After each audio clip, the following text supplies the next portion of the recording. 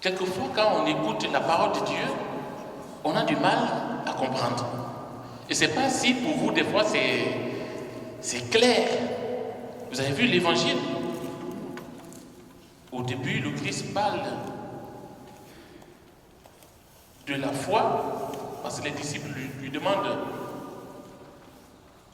Et tout d'un coup, il passe à un autre sujet.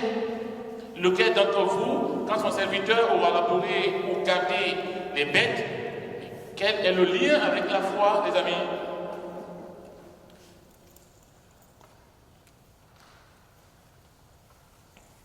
En fait, j'aime bien secouer, je vais vous secouer un peu cet après-midi, ça va? Louis, vous me permettez? Ok. On parle de la foi. On parle de la foi dans l'évangile. J'aimerais souligner un point important qui fonde notre foi, qui fonde le christianisme. Être chrétien, frères et sœurs, ce n'est pas multiplier les pratiques. Ce n'est pas multiplier les pratiques. Être chrétien, je suis désolé, je vous secoue, voilà. Être chrétien, c'est pas aligner les neuvaines. Voilà, on fait les neuvaines à l'Esprit Saint, neuvaine à Marie qui défait les nœuds, neuvaine à... Voilà, il y a des chrétiens comme ça ici. Chaque jour, voilà, chaque semaine, neuvaine. Être chrétien d'abord, ce n'est pas ces pratiques. D'ailleurs, dans l'Ancien Testament, dans le Nouveau Testament, le Christ est très virulent envers les pharisiens. Pourquoi? Parce qu'ils avaient la pratique. Eux, c'était la pratique. Leur cœur n'y était pas. Être chrétien d'abord, donc, être chrétien, ce n'est pas en multipliant toutes les pratiques que vous connaissez, que nous connaissons. Non. Être chrétien, c'est mettre nos pas dans les pas du Christ. C'est être disciple. Être chrétien, c'est être disciple. Raison pour laquelle on peut faire le lien entre ce que je viens de vous dire. En fait, je vous ai dit, il n'y a pas de lien entre la question de la foi et la question du serviteur et du maître. Il y a justement un lien. Il y a un lien, il y a des relations. Être chrétien, c'est être disciple, c'est mettre nos pas dans les pas du Christ, c'est ressembler au Christ. Du coup, on comprend mieux en fait, on comprend mieux si on voit ainsi. Du coup, on comprend mieux nos pratiques. Du coup, cela donne du sens aux neuvaines que nous pouvons faire. Si vous avez bien compris, ce n'est pas dit que faire des neuvaines, c'est mauvais. Non, loin de là, justement. Ce sont des moyens qui nous permettent justement de devenir davantage disciples, de ressembler davantage au Christ. Je vais prendre quelques personnages dans la Bible pour nous permettre d'aller jusqu'au bout de cette question, de ressembler à celui que nous servons, à celui qui nous appelle, de ressembler à Dieu. Dans l'Ancien Testament, nous connaissons qui est notre Père dans la foi. Les trois religions monothéistes reconnaissent ce Père dans la foi. C'est qui? Abraham. Il est dit. Dieu dit à Abraham, quitte ton pays, ta famille, ta parenté, et va vers le pays que je t'indiquerai. Il est dit quoi? La suite. Abraham partit. Il y a un commentateur qui dit Abraham partit sans savoir où il allait. Preuve qu'il était sur le bon chemin. Abraham partit, c'est la foi. Abraham obéit à une parole extérieure à lui. Abraham obéit à une parole qui n'est pas sa parole. Abraham obéit à une parole qui n'est pas sa conviction, qui n'est pas son désir. Abraham partit. Et nous voyons la suite. Abraham va devenir le père d'une grande multitude. Abraham fait confiance à celui qu'il appelle, à Dieu qu'il a appelé. Sans voir ce Dieu.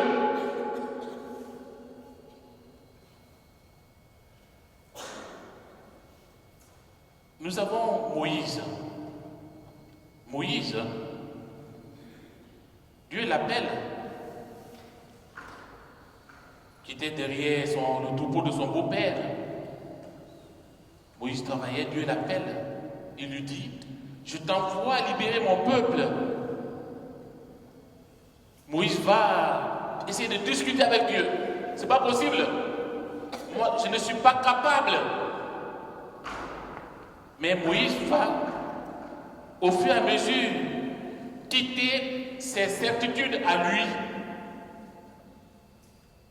Moïse va se décentrer de lui pour se centrer sur celui qu'il appelle, sur Dieu. Et l'épisode qui marque justement la question de la foi, ça sera la traversée de la mer Rouge. Ils sont poursuivis. Devant, il y a l'armée. Pardon, derrière, il y a l'armée. Devant, il y a la mer. Et le peuple commence à dire tout sur Moïse. Tu nous as envoyés ici pour nous faire périr. C'était mieux de rester là où nous étions. Et Dieu, Moïse, tourne vers Dieu. Et Dieu lui dit, ce que tu as dans la main, utilise le bâton, frappe la mer. La foi. Moïse obéit à une parole. Quel bâton peut fendre une mer? C'est insignifiant un bâton. Mais il y a une puissance dans cette parole que Dieu dit à Moïse, que même la mer ne peut résister. La foi. Quelquefois, nous avons du mal à obéir à cette parole extérieure. Parce que nous sommes focalisés sur nous-mêmes. Parce que nous connaissons. Parce que nous nous savons capables. Parce que nous avons de l'expérience. Eh bien, aujourd'hui, nous sommes invités à quitter nos certitudes, à quitter nos plans, à abandonner nos sentiers battus, à quitter nos logiques pour entrer dans la logique du Seigneur. Et c'est ça, en fait, la vie chrétienne. Si nous prenons le Nouveau Testament, nous avons notre mère, Marie, qui, une jeune femme, qui était déjà accordée en mariage, qui était déjà fiancée, qui n'a rien demandé. L'ange Gabriel vient lui dire ces paroles compliquées. Tu vas enfanter et mettre au monde le Fils de Dieu. Mais Marie dit, non, c'est pas possible. Comment cela va-t-il se faire?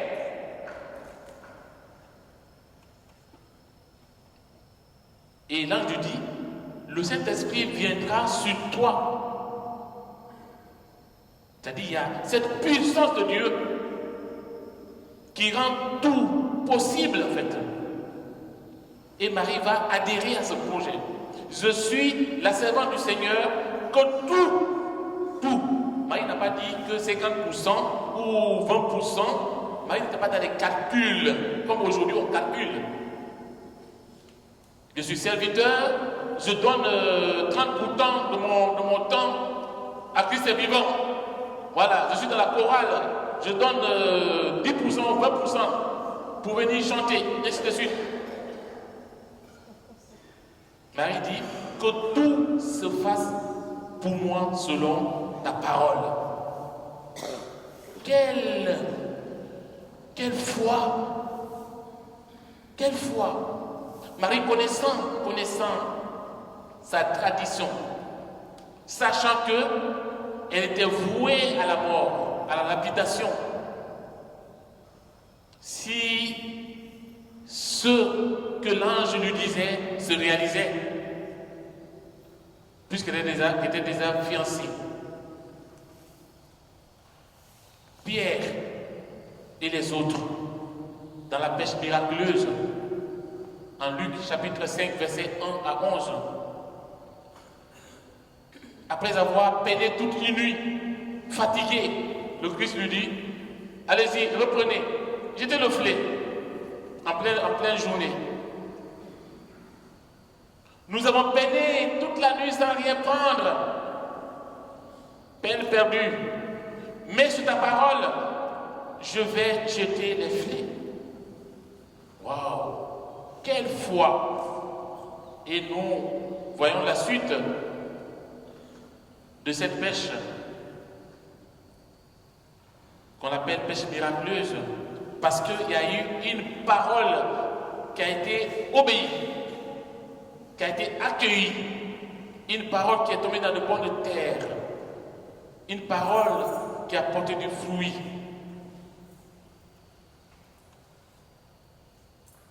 On peut continuer à citer des personnages dans la Bible pour souligner cette question de la foi. J'aimerais terminer par les disciples à l'ascension. Que se passe-t-il? Le Christ ressuscité les donne rendez-vous à Galilée où il se retrouve et après il disparaît sous leurs yeux. Que se passe-t-il? Les disciples retournent dans la vie normale. Pour dire quoi? Pour dire quoi? Que le Christ est vivant, que le Christ est ressuscité pour vivre leur foi. Le Christ n'est plus avec eux. Le Maître n'est plus avec eux. Celui qui opérait les miracles n'est plus avec eux. Celui qui guérissait les malades n'est plus avec eux. Celui-même qui ressuscitait les morts n'est plus avec eux. Mais eux, les disciples, dans les actes des apôtres, vont opérer les miracles au nom de ce Jésus vivant, ressuscité. Eh bien, telle est notre vocation, frères et sœurs. Notre vocation, justement, c'est d'être disciples missionnaires, disciples à la suite du Christ, pour obéir jour après jour à cette parole qui n'est pas la nôtre, pour mettre en pratique ce que nous avons reçu, ce qui nous a été donné, comme dit Saint Paul à Timothée. Je te rappelle, ravive le don gratuit de Dieu. Cette parole n'est pas seulement à Timothée, c'est à chacun de nous ici. Ce don qui est en toi depuis que je t'ai imposé les mains, c'est-à-dire par notre baptême, nous avons reçu ce dépôt de la foi. Nous sommes investis de la grâce du Seigneur pour justement être ses témoins partout où nous sommes. Eh bien, demandons, frères et sœurs, cette grâce au Seigneur. Que nos vies soient tournées vers lui. Que nos vies soient données à lui. Que nos cœurs s'ouvrent à son cœur pour que nous puissions dire: nous sommes de simples serviteurs. Nous n'avons fait que notre devoir. Quel est ton devoir? Ton devoir en tant que chrétien, en tant que chrétienne, je reviens sur l'introduction, ce n'est pas d'aligner les pratiques c'est de vivre véritablement de la vie que le Christ te donne, de vivre de l'instant présent en lui faisant confiance, en mettant tes pas dans ses pas. Amen. Amen.